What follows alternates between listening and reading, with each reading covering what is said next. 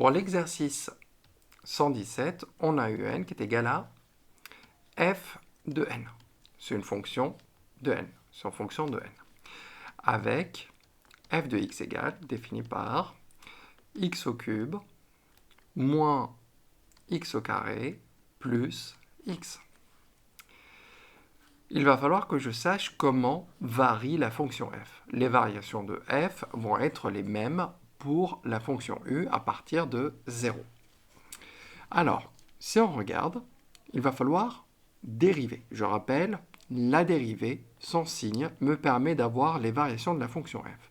Donc on va faire f' de x, donc ça va faire 3x au carré, moins 2x, plus 1.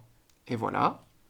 Une fois qu'on a la dérivée, je vais regarder, puisqu'on a un polynôme du second degré, je sais calculer le déterminant, ou le discriminant, pardon, le discriminant, qui est moins 2 au carré, b au carré moins 4ac, moins 4 fois 3 fois 1, et ça va faire 4 moins 12, et on voit bien que c'est strictement négatif.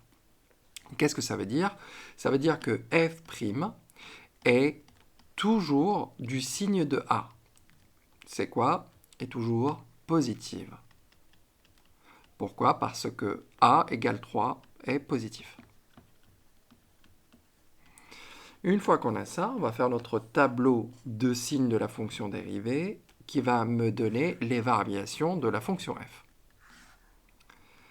Alors, donc, première ligne, deuxième ligne et troisième ligne. Donc la première ligne, ça va être x, les abscisses, f' de x et f de x pour la troisième ligne. Donc c'est de moins l'infini à plus l'infini. On a dit que c'est toujours positif et quand la dérivée est positive, la fonction va être croissante.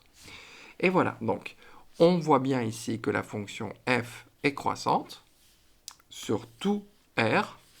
Cependant, on n'oublie pas que la suite, elle est définie sur n. L'ensemble des entiers naturels, ça commence à 0, oui. Donc à partir de 0, si elle est toujours croissante, elle va être croissante à partir de 0. Donc là, je peux dire que la suite U, si vous mettez n, il faut mettre entre parenthèses pour qu'on parle de la suite, est croissante. Car f est croissante. On précise sur l'intervalle 0 plus l'infini. D'accord? Si elle est croissante sur R tout entier, elle va être croissante à partir de 0.